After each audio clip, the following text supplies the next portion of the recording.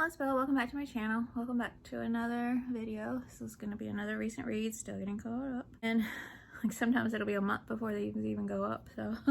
But I just wanted to get them filmed after I write the reviews and get 10 books piled up. I continue on with my winter reads. I read my first Fleur Hitchcock book, Murder in Midwinter. I've had these and many of the other books forever, so I was so excited to finally pick one up. And I am impressed. I read this almost in one sitting. I stayed on the edge of my seat. The danger and suspense in this were next level right from the very start. Then you have that snowed in, trapped vibe that amps up that danger and suspense so much. So atmospheric, of course, with it being Christmas time and all the snow. Christmas is at the end of the story, so mainly just a winter vibe. Then where our main character Maya goes to stay is so great in this old house. The horses, dogs, sheep, etc. Her amazing aunt and grumpy cousin, just so good. There's unexpected friendships, danger, suspense, family, murder, and even the cutest, most heroic horse who has my heart. This gripped me and I stayed engrossed. Just highly recommend. And then continuing on with reading sequels and series that I'm in. The third in the Whispering Pines series, Reckoning, by Heidi and Kati Bartkowski. It's one of my all-time favorite series. I love these authors together. And I can't wait for the fourth book. I think it's going to be the last book. That makes me sad. But I'm so excited. Just wow. This was just so epic and incredible and just phenomenal in every way. They just continue to get better and better somehow.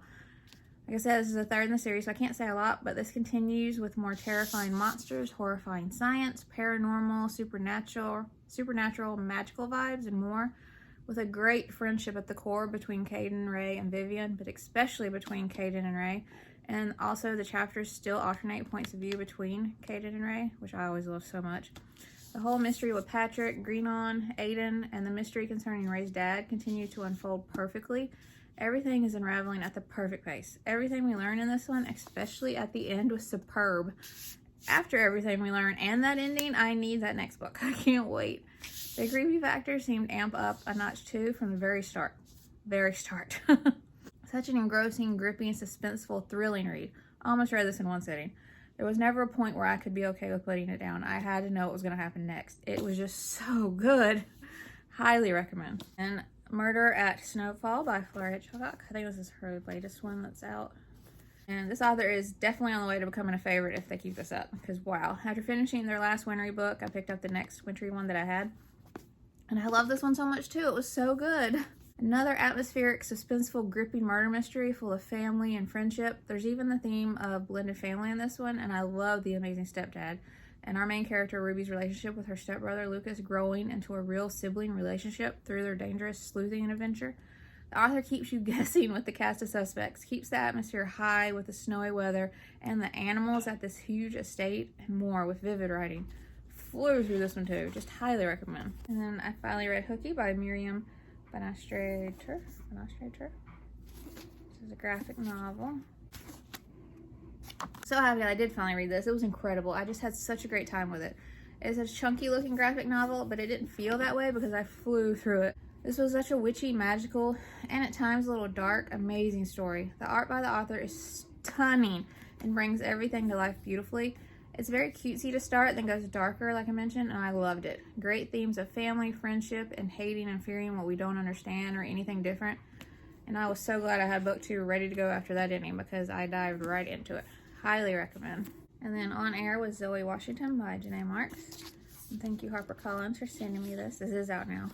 And I dived right into the sequel after finishing the first book, and I was so happy the author wrote a sequel because I wanted to know what would have happened next if she hadn't. It had a very satisfying ending, but still would be curious about some things. And what an amazing sequel she wrote. I love this so much. My heart is so full once again after finishing. Great topics to get in here, like changing friendships, new friendships, and some important themes that I don't want to mention because they'll spoil things from the first book, but very important issues, and especially the way we automatically view people in regards to certain things. And so much baking again, which I loved, of course, and even a podcast in here. Amazing, engaging writing with endearing, relatable, lovable characters. I just highly recommend. I just love this so much. Third book in the Fright Watch series, Unmasked by Lorien. It's definitely still in a spooky mood after finishing the Whispering Pines sequel, so I wanted to go into another spooky sequel of one of my favorite series like this. And like I said, I love this series so much. I was worried about the main character changing in this third book, but I shouldn't have worried. This might even be my favorite of the series. We still see plenty of Quinn and Mike anyway. Mike annoyed me in this one though. Like, I wanted to like just shake him and tell him to stop it. But I love the main character in here, Miriam. I'm also obsessed with her family. That's like the dream growing up life situation for me. The author writes amazing characters who you grow so attached to. Miriam is the best. I loved everything about her. The villains are always written so spooky and creepy while at the same time somehow still being fun in some way. It's just genius. Love everything we're learning about this town and its supernatural vibes. Love that ending and was smiling so big about our characters. I can't wait for more. I just highly recommend. I need more. And then the Howling Hag Mystery by Nicki Thornton. So I'd read the Seth Seppi Mystery Trilogy by her. And this is the first book in the companion series. There's 2 books out, so I don't know if it's going to be a series, full series, or just a duology, but this is the first in that.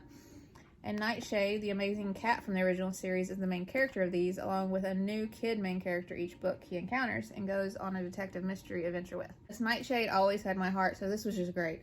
It alternates points of view between him and the kid of this mystery he's trying to help, Raven. I love the mystery of this and just the whole plot. I love this town, Raven, her family, and the friendship that develops between her and Mortimer. I loved him. The magic of this was incredible. I never saw the whodunit coming. Love the twist the author did with that so much. Had a blast with this and highly recommend. Just loving this author and her books. And then after reading The Time Fetch, I read the sequel, The Tiltersmith by Amy Herrick. I'd won this in a giveaway a while ago. And I'm so happy I finally read it. What an incredible sequel. I love this one even more than the first. Thankfully, Phoenix was less annoying too. Edward did continue to annoy me with his unappreciative attitude concerning his aunt though. Ugh. Perfect time to read as well since it's about to be March when I read this, and it's March in the book. And the seasons don't seem to be changing like normal, along with some other things. This has mythical vibes, mystery, danger, atmosphere, suspense, and more. Such a thrilling fantasy adventure. The friendship that is developed between these 4 kids is also truly special. The point of view alternates between them as well, and I love that. Such an imaginatively written story. From the Tiltersmith, the juggling things, the horn, the peppery substance, Jack, the cocoon, the lady, the robins, and more. Just so incredible. A certain toad was everything though. The underlying messages of global warming and what humans are doing to our planet were also very well done. Not too in your face, just woven in to where you get the message. I also love the inclusion of the Venus flytrap. We had some right outside my elementary school at the beach growing up, and I would go out for science class occasionally to look at them. Just highly recommend. Don't know if there'll be more, but I hope so. I mean, I think it was like 10 years between the 2 books, so I don't know. But I had such a great time. Then I read the first in the Mysteries of Trash and Treasure series, The Secret Letters by Margaret Peterson Haddix. And so this is now the 5th book I've read by Margaret Peterson Haddix. So I think it's safe to say she's now a favorite author. This was incredible, and I loved it so much. This was so much fun. I love the Romeo and Juliet of friendships, not romances, vibes that forms between our 2 main characters. I love the chapters alternating points of view like I always do between the 2 of them as well. They each have such an interesting story themselves and their families, along with their connected family backstory. There's so many 70s references in here, and the author includes a note in the back that elaborates on them, which I loved. These letters are like opening a time capsule for these kids. I loved how 70s things became their own personal language to each other, and all the wonderful things from the era they discovered and fell in love with because of them. Love the theme of women's rights and everything related to the subject in here as well. Strong family and friendship themes. Many relatable issues for kids as well. I never saw that ending coming. The twist, loved it so much. Loved everything about the ending and cannot wait for that next book that comes out this year, I believe. Just, oh, so good. And then lastly for this video, The Midnighters by Hannah Took. So beautiful, I can't. And the naked hardback. Afterhead illustrations. Each one's different and they're just so stunning. Wow, I'm so happy I finally had a new book by this author to read. I love The Unadoptables so much and was hoping it would become a series. And I ran about that enough. But I'll take any book from her. This was just as phenomenal as The Unadoptables, and I loved it so much. This had such an amazing gothic vibe to it and an almost hauntingly beautiful atmosphere. Emma is such a unique main character, period. I adored her so much. She wants to be seen for who she is and her gifts, but is also terrified of truly being looked at like that. Very relatable. Sylvie was also refreshingly unique, but Emma really shined in my eyes.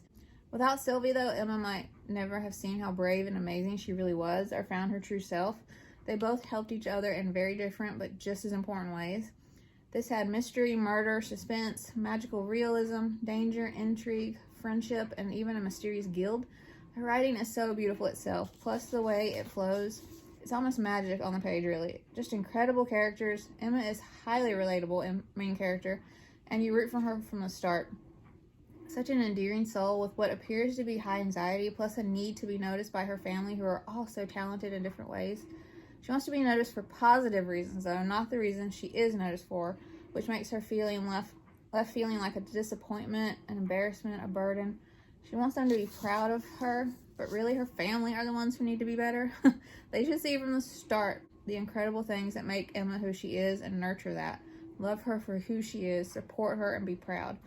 You don't have to understand everything about someone to support them and love them. She's truly an enigma, like we all are in our own special, uniquely different ways. Phenomenal character growth and development here with Emma and several of the side characters as well. Such a fascinating, captivating, intriguing, magical, mysterious, beautiful read. Great messages as well, like don't ever feel like you have to act how you think you're supposed to or expected to act to be accepted. Accept who you are and love that version of you. Normal is truly a horrible word in my opinion. Not only is it a boring word, but to me it's false because there's no such thing as normal. Highly recommend. Your heart will fall instantly for Sweet Emma. Can't wait for more books from this author. Just so good. Alright, y'all, that's it for this video. Did you see any that you want to read now? Have you read any of them already? Did you like them? Did you not? Let me know in the comments. And I hope you enjoyed the video. And if you would like to subscribe, I would love that if you'd like to. And I'll see you in my next video. Bye.